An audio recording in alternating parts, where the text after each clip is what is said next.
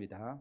우리 교회 왔을 때 우리 어른들 자녀들을 많이 축복해 주시고 또 이뻐해 주시고 사랑해 주시기 바랍니다. 그 사랑으로 믿음 안에서 또 좋은 믿음의 일꾼들로 세워져 갈 줄로 믿습니다.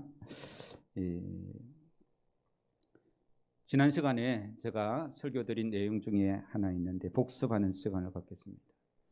인간이 가질 수 있는 이 생각 중에 가장 위대한 생각이 뭐라 했습니까? 예? 인간이 생각할 수 있는 생각 중에 가장 위대한 생각. 어떤 생각이 인간이 가질 수 있는 생각 중에 가장 위대한 생각일까요? 아무도 대답 안 하는 거 보니까 제가 설교를 너무 잘했나 봅니다. 무슨 생각이 가장 위대한 생각일까요? 어떤 생각이? 감사한 생각? 예, 그것도 가장 위대한. 왜 안 넘어가요? 예, 하나님에 대한 생각이 가장 위대한 생각이다라고 지난 시간에 설교 중에 말씀을 드렸습니다. 우리가 이런 생각 저런 생각 뭐 오만 생각이 다 있다고 말하지 않습니까? 그죠? 그런 오만 생각 중에 가장 위대한 생각은 하나님에 대한 생각입니다. 인간이 하나님을 생각하고 하나님을 바랄 수 있다는 것은 그보다 더 큰 은혜가 없습니다. 그러나 일반적으로 사람들은 하나님에 대해서 무지합니다. 그저 착한 사람에게 상 주시고 죄를 지은 사람에게 벌을 주시는 정도로 이제 하나님을 생각하는 것이죠. 아주 단순하고 유치한 하나님에 대한 지식이 있을 뿐인 것입니다. 믿음이 있는 사람들도 영광스러운 하나님에 대한 묵상과 경배에 대한 관심보다는 하나님을 믿는 자신에 대해 더 관심과 신경을 쓰고 있습니다. 그래서 내가 어떻게 믿느냐, 내가 믿는 하나님이 누구냐 보다 내가 어떻게 믿느냐를 더 열심히 살핍니다. 우리가 성경을 읽을 때 가장 크게 은혜되는 방법은요, 솔로몬이 다윗이 이제 이 모세가 어떻게 행했느냐라고 보다도 누구를 중심으로 읽어야 되겠습니까? 하나님 중심으로. 하나님이 모세에게 어떻게 하셨는지, 하나님이 어떤 일을 하셨는지, 하나님에 대해서 성경을 읽는 것이 이 성경을 읽는 좋은 방법 중에 하나입니다. 그래서 믿음의 대상인 하나님은 별로 관심이 없고 그 하나님을 믿는 나에게, 어떤 믿는 사람에게 관심을 가지게 되는 것. 그래서 이 하나님이 위대한 것이 아니라 하나님을 믿는 나 자신이 대단한 것처럼 그렇게 느껴질 때가 많다는 것입니다. 여러분, 하나님이라고 말할 때 어떤 생각들이 떠오르십니까? 하나님이 누구야? 라고 다른 사람이 물으면 어떻게 대답하겠습니까? 혹시 막연하고 캄캄하지 않습니까? 어떤 말로 설명해야 됩니까? 사랑의 하나님이라고 설명하기가 좋죠, 그죠? 또 어떤 사람들은 최근에 수골병에 걸렸다가 낫게 되면 치료하신 하나님을 이야기할 수 있습니다. 지금 현재 고난 중에 있는 성도들은요, 하나님의 진노하심을 떠오를 수도 있는 것이죠. 이렇게 사람들은 자기가 경험한 굉장히 지엽적인 그런 하나님, 작은 하나님을 인식하고 그것을 말할 때가 많습니다. 하나님에 대한 지식이 부족하고 하나님에 대한 경험이 일천하기 때문에 그렇다는 말씀입니다. 그저 하나님의 이름만 불러보는 것으로 기도하라 하면요, 어떻게 기도할 줄은 모르고 그냥 하나님, 그 다음에 뭐가 들어갑니까? 아버지까지 들어가죠. 하나님 아버지. 그러면서 이 기도 시간을 보낼 때도 있지 않습니까? 그래서 수없이 교회를 들락날락하고 찬송을 부르고 성경 공부를 하면서도 하나님을 집중적으로 생각하지 못할 때가 많습니다. 그래서 우리 범어중앙교회 성도들은 이 성경을 읽으면서 또 하루 생활을 하면서 특별한 시간을 내어서 하나님을 깊이 생각하는, 하나님을 깊이 만나는 그런 시간들을 확보하면 우리 영혼에, 우리의 삶에 굉장한 큰 충격이 일어나고 하나님을 바로 믿는 그 믿음의 맛들을 새롭게 느낄 줄로 믿습니다. 그래서 예수님께서 우리에게 기도를 가르쳐 주시면서 먼저 하나님이 어떤 분이시고 하나님의 그 뜻이 무엇인지를 가르쳐 주는 것이죠. 그래서 우리가 지난 시간에 하나님의 이름이 거룩히 여김을 받으시오며 라고 이렇게 배웠죠. 그죠? 오늘은 하나님 나라가 임하고 하나님의 뜻이 이루어지기를 위해서 기도하라 라고 예수님께서 그 기도를 우리에게 가르쳐 주셨습니다. 그래서 이렇게 하나님을 집중적으로 생각하고 경배하는 이 시간, 이 주기도문을 그냥 단순히 외우는 것이 아니라 하나님을 집중해서 생각하고 그 하나님의 뜻이 이루어지도록 기도하는 것이 우리가 배워야 될 큰 이 기도인 것이죠. 그래서 두 번째로 하나님의 나라가 임하소서라고 했는데 이 하나님의 나라는 더 쉽게 말하면 천국입니다. 예수님의 사역의 핵심이 바로 이 하나님의 나라, 천국이죠. 예수님께서 제일 먼저 공생에 제일 먼저 하셨던 말씀이 무슨 말씀입니까? 회개하라, 천국이 가까이 왔느니라 라고 이렇게 말씀하셨죠. 그리고 예수님께서 수많은 비유들을 말씀하셨습니다. 그 비유들은 무슨 비유입니까? 천국에 대한 비유인 것이죠. 그래서 예수님께서는 그 천국을 우리에게 주시려고 이 땅에 오셨고 주님을 믿는 믿음의 백성들은 그 천국을 바로 알고 그 천국을 소유하는 그런 은혜가 있어야 될 줄로 믿습니다. 그래서 이 천국, 하나님의 나라란 우리가 어떤 것인지를 정리를 해야 되는 거예요. 그냥 막연히 하나님의 나라 좋은 곳이 아니라 하나님의 나라는 어떤 것이 하나님의 나라일까? 하나님께서 우리에게 주시고자 하시는 그 나라는 어떤 나라일까를 우리가 살펴봐야 됩니다. 하나님의 나라라고 말할 때에 그 나라는 인간들의 나라, 우리가 사는 이 지구상의 어떤 특별한 나라를 말하는 것은 아닙니다. 그것과 같은 것은 아니라는 말씀입니다. 하나님의 나라는 무슨 뜻인가 하면 하나님께 속한 나라라는 그러한 말씀입니다. 무슨 말인가 하면 인간의 나라는 무엇으로 유지됩니까? 이 힘의 원리로 유지됩니다. 힘이 많으면 총을 들고 힘이 약한 이 나라를 쳐들어가서 점령해서 이 속국으로 만들기도 하고요. 욕심과 이 투쟁의 원리로 세워진 나라가 이 땅의 나라입니다. 미국의 군사가 빠지니 총을 든 탈레반이 어떻게 합니까? 아프가니스탄을 점령하지 않습니까? 그러나 이런 이 힘의 원리, 욕심, 투쟁으로 만들어진 이 땅의 나라가 아니라 하나님의 나라는, 하나님께 속한 나라는 사랑과 용서의 원리로 세워진 나라입니다. 자기 자신을 십자가에까지 내어주신 그 사랑으로 우리가 아직 죄인 중에 있음에도 우리를 용서하시고 우리를 부르신 그 하나님의 나라, 그것이 바로 천국이고 사랑과 용서의 원리로 세워진 그 나라가 바로 하나님의 나라인 것이죠. 그래서 이 나라는요, 이 서로 섬김과 봉사, 협력과 헌신으로 이루어집니다. 헌신이라는 말이 무슨 뜻입니까? 나를 내어놓아야 되는 것이죠. 공동체를 위해서, 그 나라를 위해서 내가 이 십자가에 내어준 예수님처럼 우리 자신들을 헌신 바쳐야 그 나라가 이루어진다는 것입니다.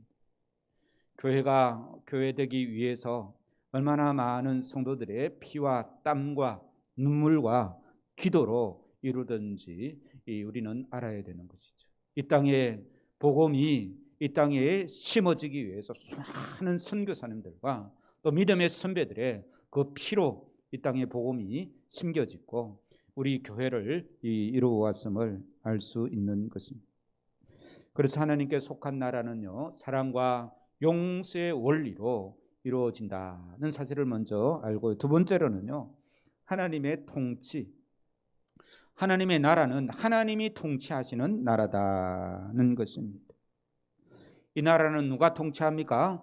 대통령과 또 이 정치 이 지도자들이 통치를 하지 않습니까? 그죠? 경찰과 법원, 그런 이 사법기관들을 통해서 나라를 지키고, 또 군사, 이 군대를 통해서 나라를 지키는 그런 것입니다. 그래서 이 하나님의 통치는 하나님이 통치하시는 나라라는 그러한 뜻입니다. 이것은 어떤 지역을 의미하는 것이 아니고 하나님이 통치하시느냐 통치하지 않느냐라는 그러한 말씀입니다. 그러니까 장소의 개념이 아니라 하나님의 영향력이 미치는가 미치지 않는가, 그런 나라인 것이죠. 예수님께서 하나님의 아들로서 이 세상을 구원하시기 위해 세상에 오셨을 때에 하나님의 나라가 임했다라고 그렇게 말합니다. 그러니까 예수님이 이 땅에 오시니 이 땅에 하나님의 나라가 임한 것이죠. 하나님의 통치가 있었다는 것이죠. 우리 이 하나님의 통치에 대해서 요한계시록에서 말씀하고 있는데 같이 읽겠습니다. 시작.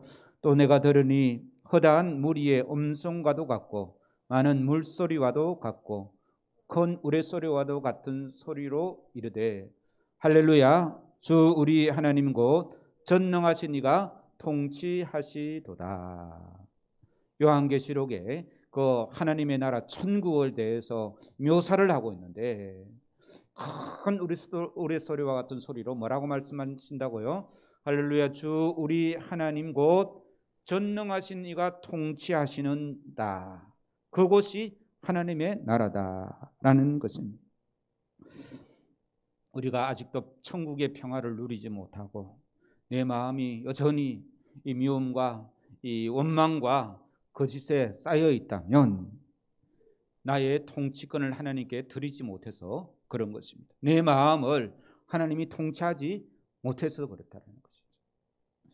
삶의 통치권을 예수님께 내어드리는 은혜가 있기를 주의 이름으로 축원합니다. 그러면 우리가 천국을 누릴 수 있는 것입니다. 그래서 예수님께서 이 천국은 너희 안에 있다. 로마서 14장 17절 같이 읽겠습니다. 시작. 하나님의 나라는 먹는 것과 마시는 것이 아니요 오직 성령 안에서 의와 평강과 희락이라. 성령 안에서 의와 평강과 희락을 누린다면 우리는 이미 천국에 있는 것이죠. 누가복음에서는 더 쉽게 말씀하고 있습니다. 같이 읽겠습니다. 시작. 하나님의 나라는 너희 안에 있느니라. 옆에 분들 보시고 하나님의 나라는 당신 안에 있습니다. 한번 해보시기 바랍니다. 예수님께서 하신 말씀입니다. 네. 우리 안에 천국이 임했다라고 예수님께서 말씀하신다는 것입니다. 얼마나 놀라운 사실입니까? 그러므로 천국은 죽으면 가는 곳 그 이상의 것이라는 것입니다. 우리가 죽으면 천국에 갑니다. 예수 그리스도를 믿으면 이 길 대신 주님을 따라서 천국에 가게 됩니다. 완전한 천국이죠. 그러나 하나님의 나라는 예수님과 함께 이 땅에서도 누릴 수 있는 곳이 바로 하나님의 나라인 것이죠. 예수님께서 지배하신 곳이 곧 천국이라는 말씀입니다.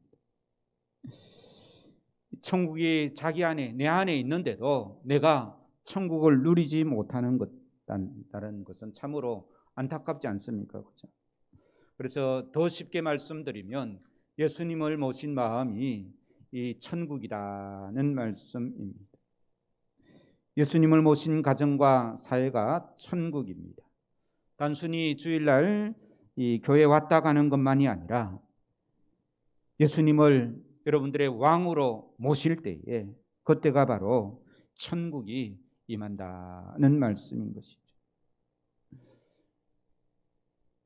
예수님의 지배와 통치, 아까 첫 번째, 두 번째가 그 말씀이지 않습니까? 그죠?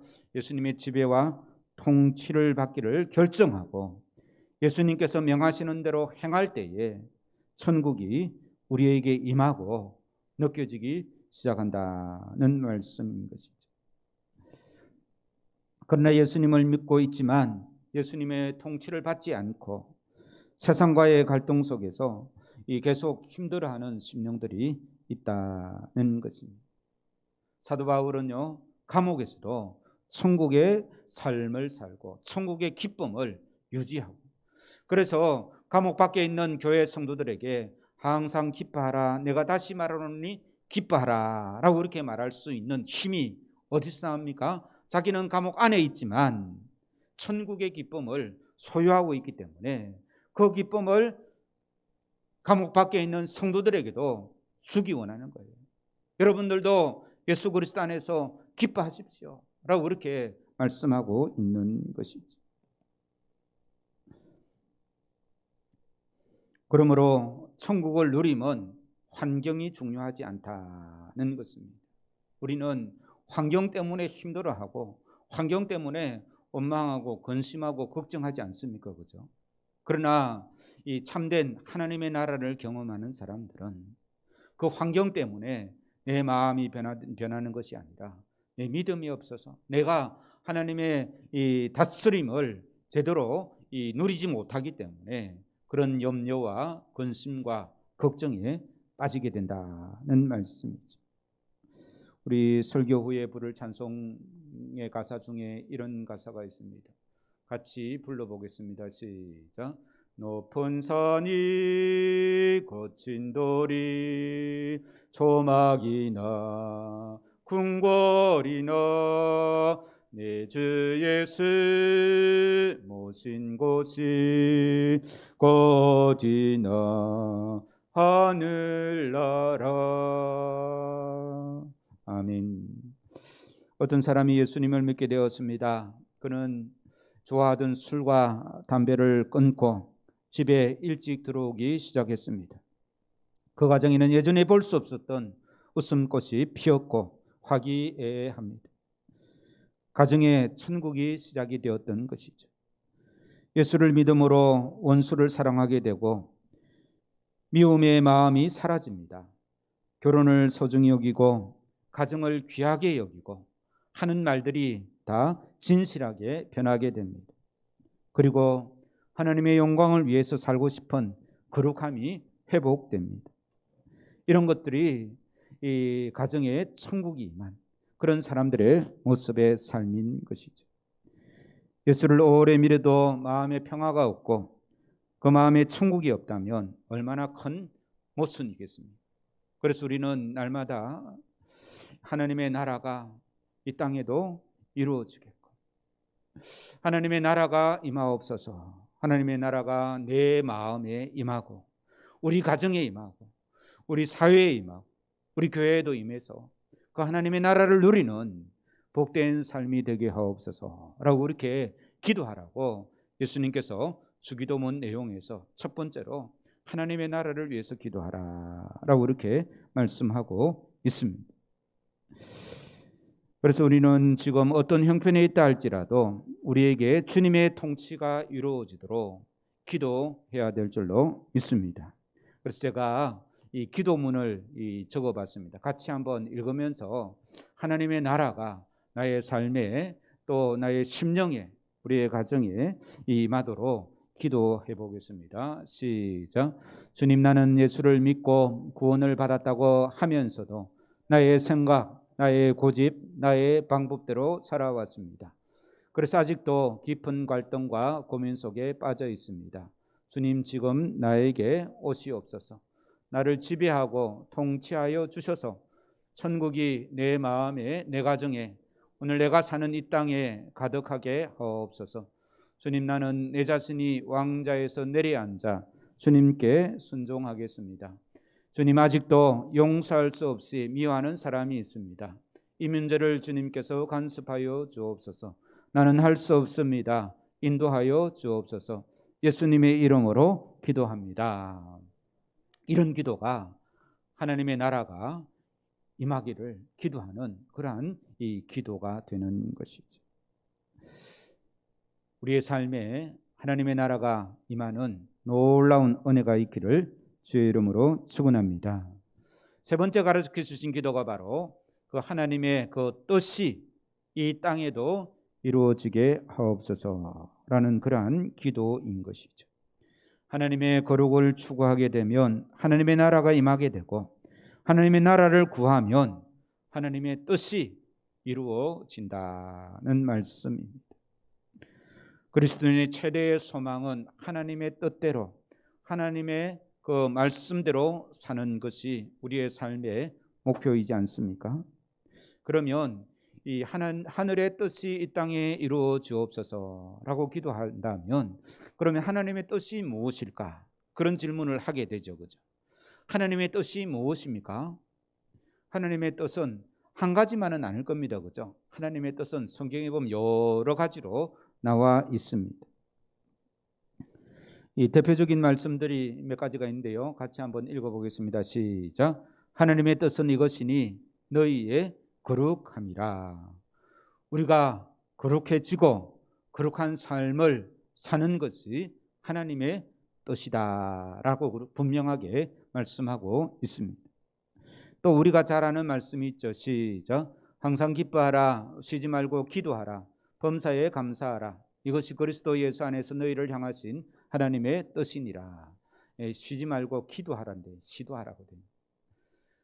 항상 기뻐하고 쉬지 말고 기도하고 범사에 감사하는 것, 이것이 예수 그리스도 안에서 우리를 향한 하나님의 뜻이다라고 분명하게 말씀하고 있습니다. 이런 우리의 삶 속에서 살아가는 여러 가지 일들 속에서 하나님의 뜻을 따라서 살아가는 것, 하나님의 뜻이 이 땅에 이루어지다라고 우리가 기도할 때 누구를 통해서 이 땅에 이루어지기를 기도합니까? 나 말고 다른 사람을 통해서, 예? 하나님의 뜻이 이 땅에도 이루어지기를 기도할 때 누구를 통해서? 예? 나 말고 다른 사람? 아니면 나를 통해서? 예수님을 통해서? 물론 예수님을 통해서 하나님의 뜻이 우리에게 왔죠, 그죠? 그런데 이 기도는 나는 가만히 있고 예수님께서 다 해결해 달라는 그런 기도가 아닙니다. 하나님의 뜻이 나를 통해서, 왜냐하면 좀 전에 보시면 하나님의 뜻은 이것이니 뭐라고요? 너희의 거룩함이라. 이 거룩함은 예수 그리스도께서 우리 죄를 대신해서 십자가 지심으로 우리의 죄가 용서받았고, 그 거룩함을 지켜나가는 것은 누굽니까? 내가 해야 되는 거지 않습니까? 그 다음에 항상 기뻐하고 쉬지 말고 기도하는 것은 누가 해야 됩니까? 예, 이게 하나님의 뜻인데 이걸 누가 해야 되냐 말입니다. 내가 해야 되는 거예요. 범사에 감사하는 것도 누가 해야 됩니까? 나는 안 해도 되고, 믿음 좋은 사람, 다른 사람이 해야 됩니까? 그렇지 않습니다. 이 기도를 드리는, 하나님의 뜻이 이 땅에서 이루어지기를 기도하는 모든 사람들이 그 뜻을 따라서 행해야 되는 것이죠. 그런데 성경에서 오늘 본문에도 그런 말씀이 있는데요. 오늘 이 말씀에도 그런 말씀이 있는데요. 성경에서 여러 군데 하나님의 뜻이 있는데 그 중에서 하나님의 뜻 중에 가장 큰 뜻이 무엇인가 하면, 같이 읽겠습니다. 시작. 하나님이 우리를 구원하사 거룩하신 소명으로 부르심은 우리의 행위대로 하심이 아니요 오직 자기의 뜻과 영원 전부터 그리스도 예수 안에서 우리에게 주신 은혜대로 함이라. 쉽게 말하면 무슨 뜻이겠습니까? 하나님께서 우리를 거룩하게 하시고 우리를 소명으로 부르신 것은, 우리를 구원하시고 거룩하게 하시고 우리를 소명으로 부르신 것은 누구의 뜻대로 불렀다고요? 하나님의 뜻대로 불렀다는 거예요. 예수님께서 독생자 되신 예수 그리스도 이 땅에 보내신 것이 하나님의 뜻이지 않습니까? 그죠? 왜 보냈습니까? 우리를 구원하시려고. 하나님이 우리를 구원하시려고 예수 그리스도를 보내신 거예요. 그래서 하나님의 가장 크신 뜻은 모든 인간을 구원하시려고 하는 그런 구원의 계획이라는 말씀입니다. 그 때문에 하나님은 예수님을 이 땅에 보내셨고, 그것 때문에 예수님께서 십자가에 못 박혀 죽으셨고, 그것 때문에 죽음에서 부활하시고 우리에게 영생을 주신 그 예수 그리스도를 우리가 믿지 않습니까? 그래서 우리는 하나님의 뜻에 대해서 혼동하거나 헷갈리지 마시기 바랍니다. 하나님의 뜻은, 가장 크신 뜻은 분명하게 뭐라고요? 전도하고 선교하는 일입니다. 나를 이 죄와 사망에서 구원해 주셨듯이 믿지 않는 사람들을 아직도 예수님께서는 구원하시기 원하시는 그런 뜻이 있으시다는 말씀입니다. 우리가 기도할 때 그런 기도를 드려야 된다는 말씀인 것이죠. 아직도 끝나지 않는 여름 한 주간도 나의 뜻을 내려놓고 겸손히 하나님의 뜻에 순종하여 하나님의 통치가 나의 삶에 가득하기를 주의 이름으로 축원합니다. 그리고 주님께서 복 주셔서 우리에게 이렇게 좋은 교회에서 천국의 복을 누리며 살게 하시니 얼마나 감사합니까? 그러니 주변에 아직도 천국을 알지 못하고 하나님을 알지 못하는 영혼들을 위해서 기도하시기 바랍니다. 그들에게도 주님의 구원이 임하기를 간절히 기도하면서 하나님의 뜻이 나를 통해서 이 땅에 이루어지는 놀라운 은혜의 심령들 되기를 주의 이름으로 축원합니다. 기도하시겠습니다. 고마우신 하나님 아버지, 우리를 부르셔서 하나님을 알게 하시고 그 하나님의 놀라운 은혜 안에 살아가게 하시니 감사와 찬송을 드립니다. 우리를 통하여서 하나님의 나라가 이 땅에 이루어지기를 원하오니 우리를 사용하셔서 하나님의 뜻대로 주님 일하게 하시고 우리를 통하여서 하나님의 뜻이 이 땅에 이루어지는 놀라운 은혜의 심령들 되게 주여 도와주시옵소서. 한 주간도 주님께서 나를 다스리시고 통치하여 주옵소서. 주님 예수님의 이름으로 기도하옵나이다. 아멘.